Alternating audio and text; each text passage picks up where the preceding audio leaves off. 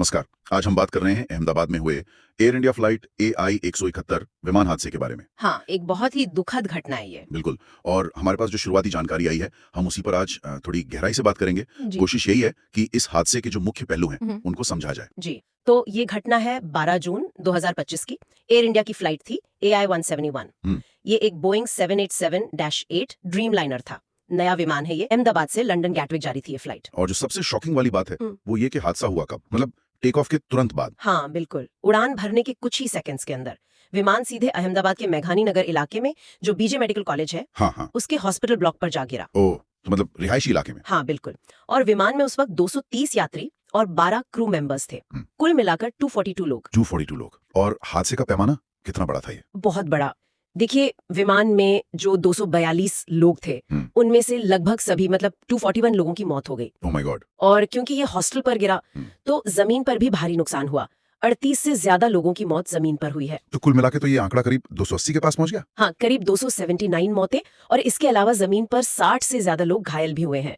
इनमें कई तो मेडिकल स्टूडेंट्स थे जो हॉस्टल में थे उस वक्त। ये तो मतलब सुनने में ही बहुत भयानक लग रहा है। लेकिन एक खबर और भी आ रही है जो थोड़ी अविश्वसनीय सी है, कोई जीवित भी बचा है। हाँ, ये बिल्कुल एक चमत्कार जैसा है। विश्वश कुमार रमेश नाम के एक यात्री हैं, 40 साल के हैं, ब्रिटिश भारतीय हैं। वो अकेले जीवित बचे हैं। अकेले 242 में से? हाँ, बताया जा रहा है कि वो मलबे से लगभग खुद ही बाहर निकल आए और अब अस्पताल में है, रिकवर कर रहे हैं। ये तो वाकई।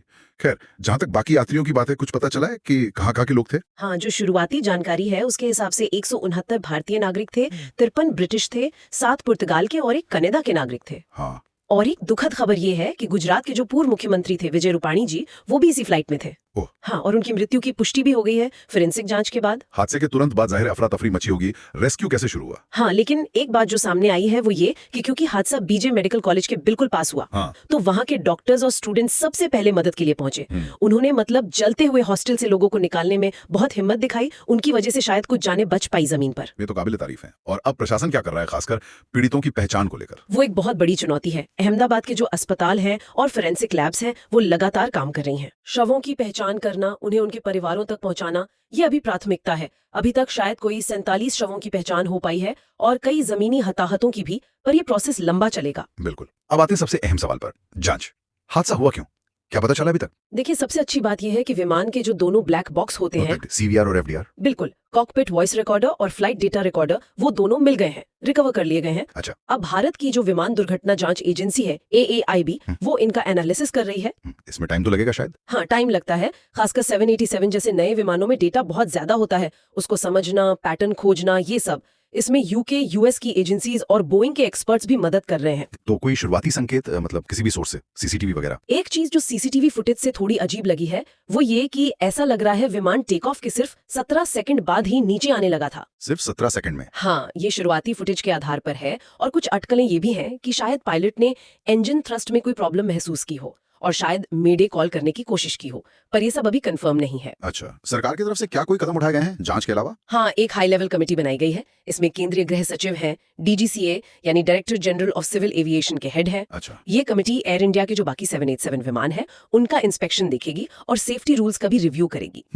रिपोर्ट कब तक आएगी, कुछ अंदाजा है? उम्मीद है कि शुरुआती रिपोर्ट शायद 3 महीने में आ जाए, पर पूरी जांच में तो देखिए वक्त लगता है, कई बार साल भर या उससे ज्यादा भी लग जाता है। ये हादसा बोइंग 787 ड्रीम लाइनर के लिए भी एक बड़ा झटका है ना? बिल्कुल। ड्रीम लाइनर करीब 16 साल पहले सर्विस में आया था और तब से लेकर अब तक ये पहला ऐसा हादसा है जिसमें यात्रियों की जान गई हो। तो इसके सेफ्टी रिकॉर्ड पर सवाल उठना लाजमी है। इसी वजह से DGCA ने एहतियात के तौर पर एयर इंडिया की कुछ 787 फ्लाइट्स को फिलहाल रोक दिया है। करीब 66 उड़ानें रद्द हुई हैं। लेकिन क्या पूरे बेड़े में कोई दिक्कत मिली है? नहीं, DGCA ने साफ किया है कि अभी तक ऐसा कोई संकेत नहीं है कि पूरे बेड़े में कोई बड़ी खराबी है। ये बस एहतियातन कदम है। तो क्या एयर इंडिया के बाकी ड्रीम लाइनर्स की जांच हो रही है? हाँ, एयर इंडिया के पास कुल 33 ड्रीम लाइनर है। उन सभी का बहुत बारीकी से इंस्पेक्शन चल रहा है, सेफ्टी चेक हो रहे हैं। तो अगर हम सारी चीजों को समेटें, तो अभी मुख्य रूप से क्या चल रहा है, आगे क्या देखना होगा? देखिए, मुख्य रूप से तो जांच चल रही है। ब्लैक बॉक्स, CCTV फुटेज का एनालिसिस, ये सबसे अहम है। दूसरा, पीड़ितों की पहचान का काम। गुजरात सरकार प्रभावित परिवारों को कानूनी और मनोवैज्ञानिक मदद भी दे रही है। सही है। और तीसरा, एयर इंडिया के ड्रीम लाइनर बेड़े की सेफ्टी सुनिश्चित करना, उसका इंस्पेक्शन जारी है। ये पूरी घटना कहीं ना कहीं जो हमारी आधुनिक विमानन तकनीक है, उसकी सीमाओं और सुरक्षा प्रोटोकॉल पर भी सवाल खड़े करती है। निश्चित रूप से। और जब जांच के नतीजे आएंगे, जो कि कुछ महीनों में आने शुरू हो सकते हैं, उनसे न सिर्फ इस हादसे के कारण पता चलेंगे, बल्कि ये शायद भविष्य के लिए हवाई यात्रा के सेफ्टी नियमों में भी कुछ बदलाव देखने को मिले।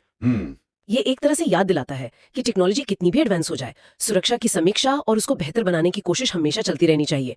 अब ये भी देखना होगा कि क्या हमारी जांच प्रक्रियाएं इन नई कॉम्प्लेक्स विमानों को समझने के लिए पूरी तरह तैयार हैं। ये एक बड़ा सवाल है। बिल्कुल, ये सोचने वाली बात है। खैर, आज के लिए इतना ही। हम इस मामले पर नजर बनाए रखेंगे। जी।